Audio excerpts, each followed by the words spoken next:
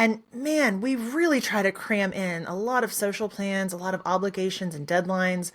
Right now, like I've got a potluck on my schedule that it's a holiday potluck and it's like a food donation drive for the food bank. And I'm like, why can't we do this in July?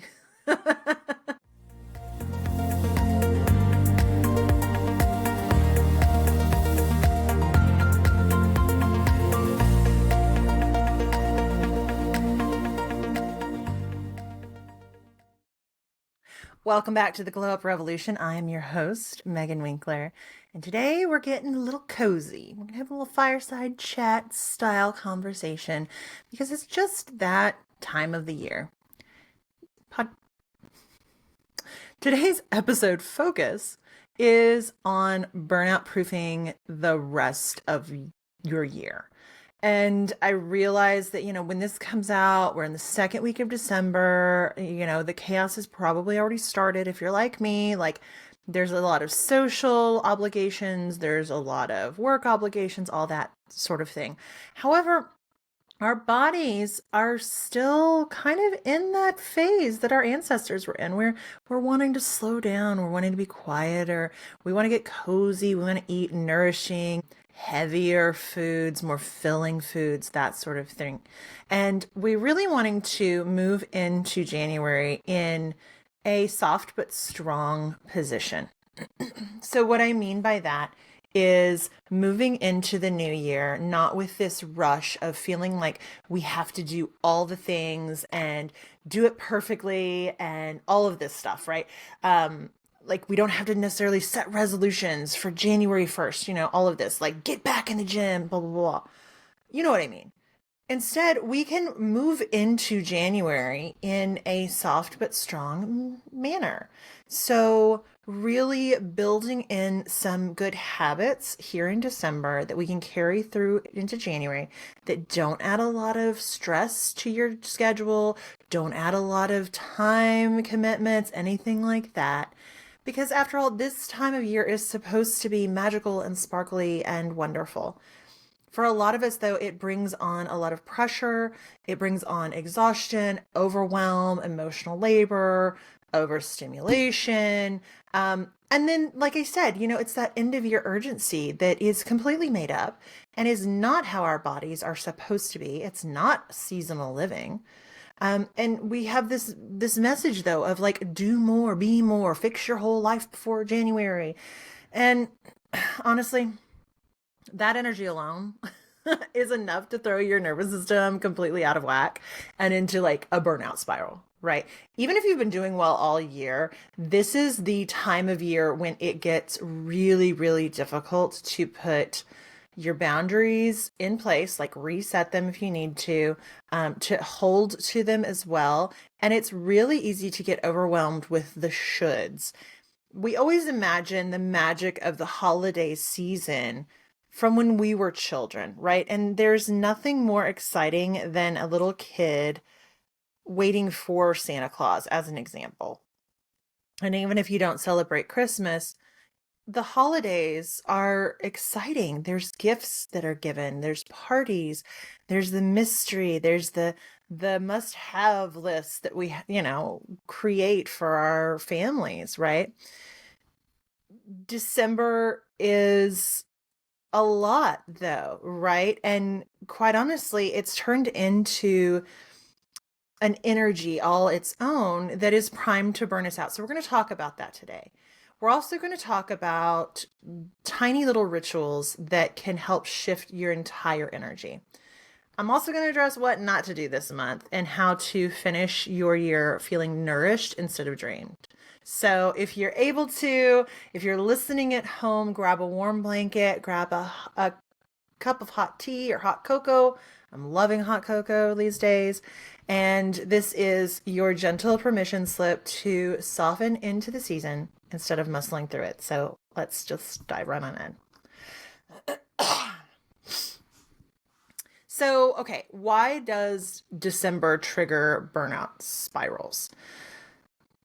The first reason is that there's a lot of emotional labor. And in fact, your emotional labor skyrockets, especially if you are a woman, if you're kind of in some of those more traditional gender roles.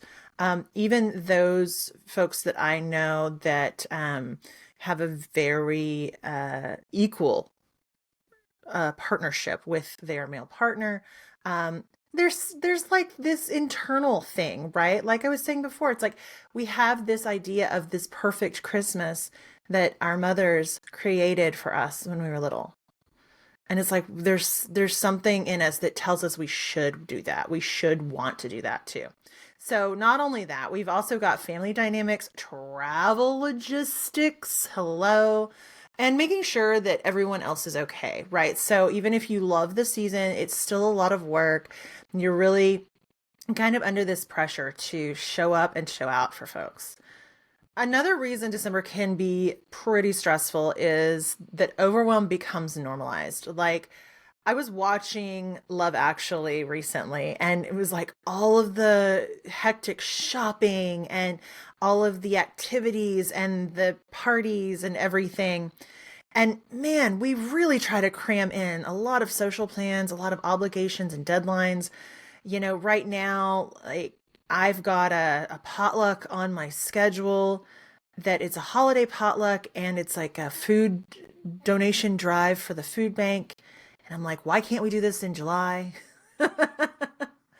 And there's a lot of travel that is crammed into the same 2 or 3 week window.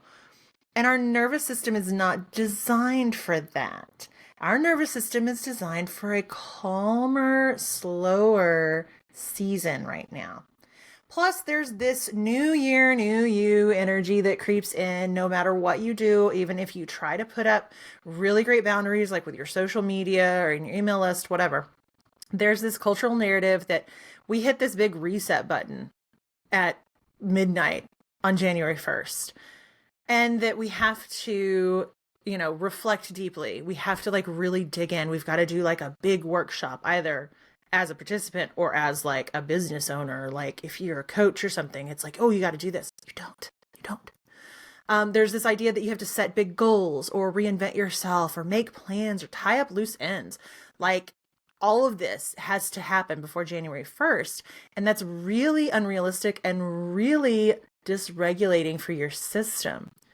And by December, you've carried the entire year's worth of experience. And yeah, of course, you're tired. You're ready for a break. You are ready for fun and the glitter and the magic and the chill out time, right?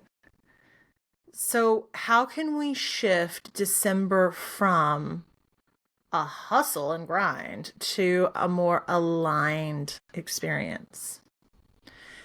We do so through a little December reset. And a reset doesn't mean that we're overhauling everything or starting a new routine or throwing everything out or putting a lot of pressure on ourselves to be productive. A reset is a gentle recalibration. It's like tuning a musical instrument. It's a return to center. It's bringing in these moments of clarity for yourself, moments of softening, and of choosing yourself, actually.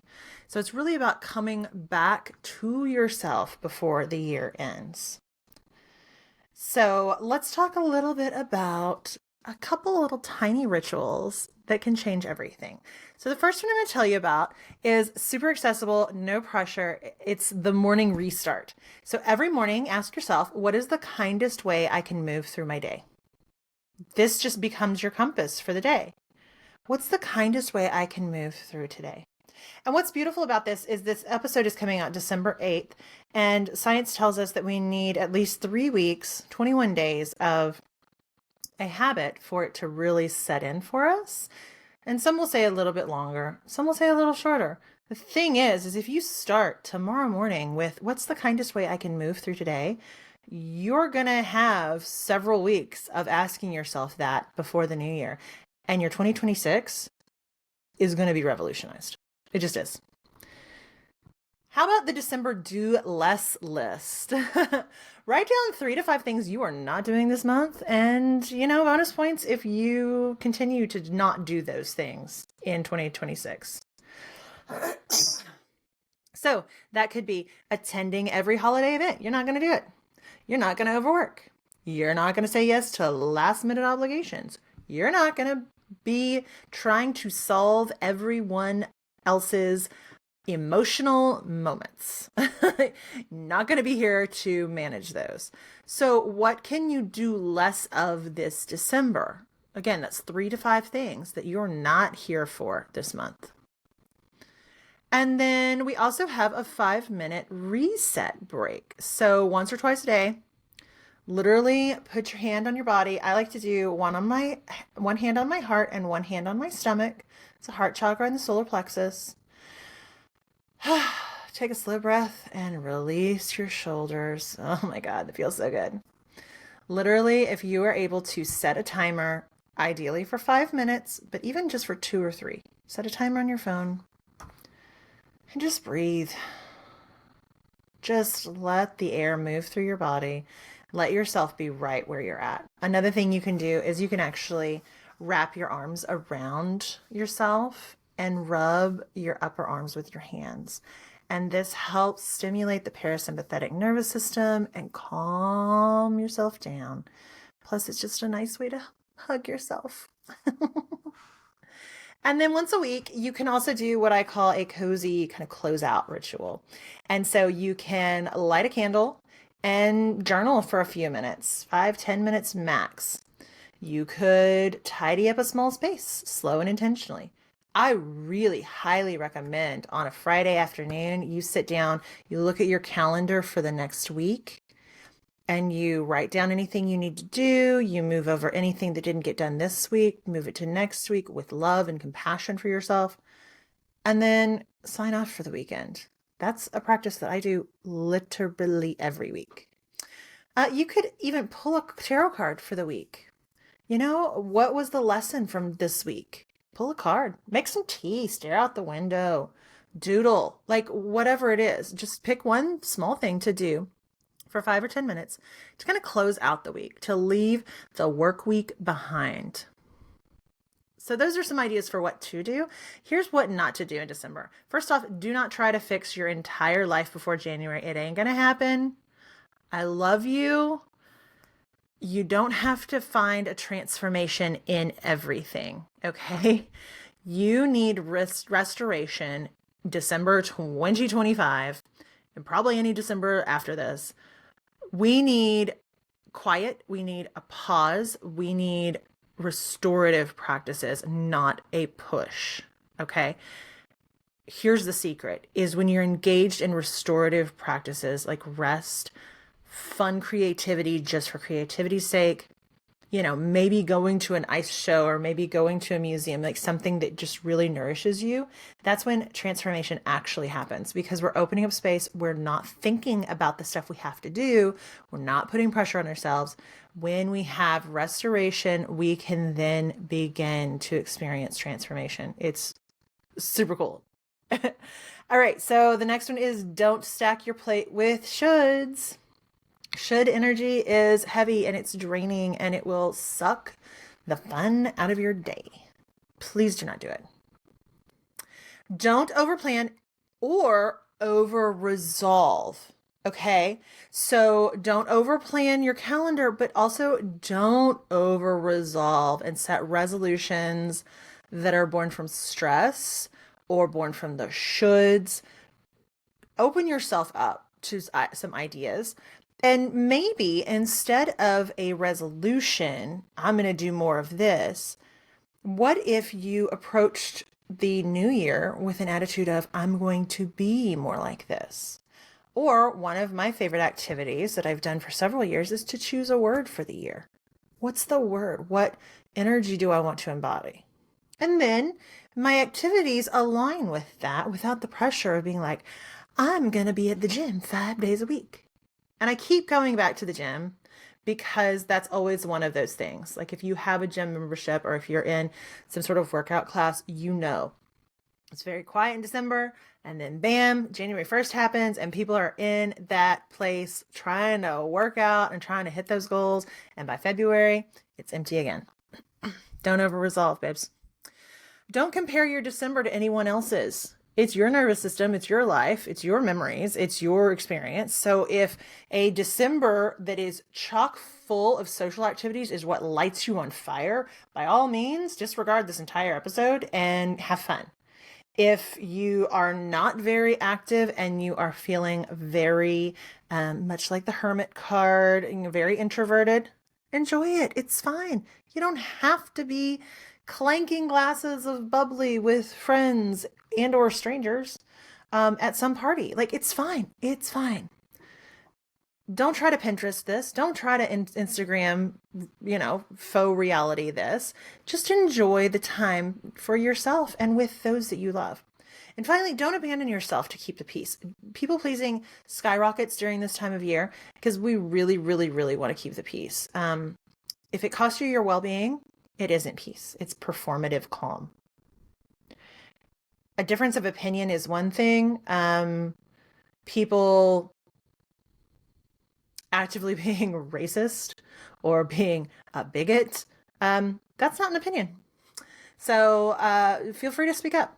And the thing is sometimes that can be the hardest thing to do and the best thing for you because it means you are in alignment and your nervous system and your energetic body will thank you for that. So we want to finish the year nourished instead of being drained. So this part is so, so important. The goal here is not to finish strong. It is to finish with honesty or integrity. It's to finish gently and in alignment with what your energy actually needs. So here's a few ideas to support that. Slow your pace by about 10%, just 10%, enough to feel spacious without feeling stagnant. And in fact, this week specifically, we're talking about the week of December 8th. The astrology is pretty chaotic. Slow down. You will thank yourself later. Choose softness over speed. Softness does not equal weakness. Softness is springy. It's regulated. It's happy, right?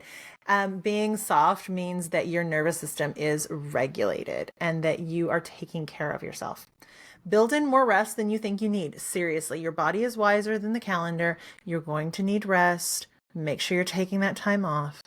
And let your January vision come organically. So during these times of rest, when you are being softer, when you are reducing your activity and productivity by about 10%, your vision will come to you in those quiet moments. You do not need your answers now. What you need space for the answers to arrive.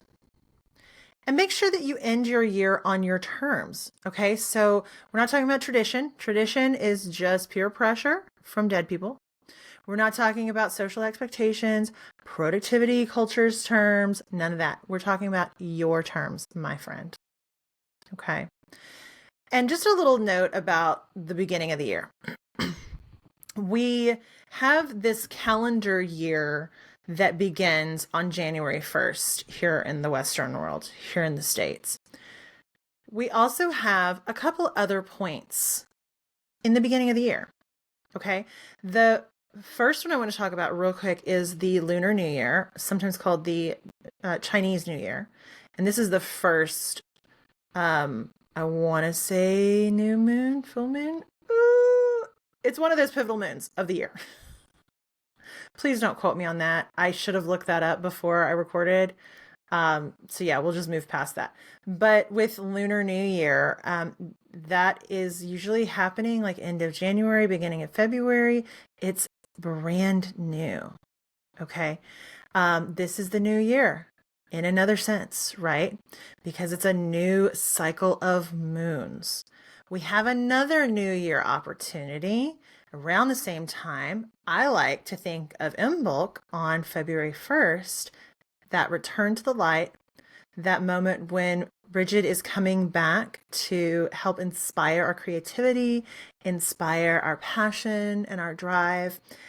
In this moment where the days are starting to get longer, This is another New Year point. Another New Year point is the beginning of Aries season, which happens around March 20th. This is the beginning of the zodiac calendar for the year. It's also falling right around the spring equinox. Okay, so it's actually like a seasonal new year. So, really, if you want to think about it, like you have multiple opportunities to start your new year. You could do that on January 1st if you want to. You could go with Lunar New Year. You could do in bulk, or you could line it up with the start of Aries season. Okay. Lots of flexibility here. The fact that we have this idea that we have to start over or have to do new things on January 1st is a product of capitalism. Just is. December isn't meant to be conquered. It's not to be sped through. It's not meant to be chock full of activities and pressure. You don't need to finish the year strong. You don't need to fix everything. You don't need to sparkle for anyone but yourself, my friend. Because really, when you come down to it, if you want to help burnout proof your December, which I use that term lightly-ish, because it's not going to guarantee 100% you won't burn out, but it will help. So if your aim is to burnout proof your December, it's really about returning to center again and again, returning to yourself, remembering that your energy and your needs and your softness, your strength are what matter. And if all of that falls apart, then the rest of it's going to hell, quite honestly. So please take care of yourself this December. I will have a couple more episodes with you here in the month of December as well. And we'll likely take that Monday between Christmas and New Year's off. So just a heads up. But I'm so glad that you're here with me today. I hope this helps. If you have any questions, please reach out to me at hello@meganwinkler.com. Come hang out in the Glow Up Circle Patreon. You can join for free, or the first paid tier is just $3 a month. And for $3 every month, you get fun downloadables, you get beautiful PDFs, anything that happens to strike my fancy. And then from there, there's a few other options as well. So I would love to invite you in to that space. That space helps me keep this an ad-free experience for you and helps pay for some of the production costs, quite honestly. So here's to not burning out in December. Here's to supporting our community and ourselves. And here's to having fun. I hope you have a wonderful rest of your week. And I will be back next week with a guest. So stay tuned for that, and I'll see you next time. Till then, stay magical.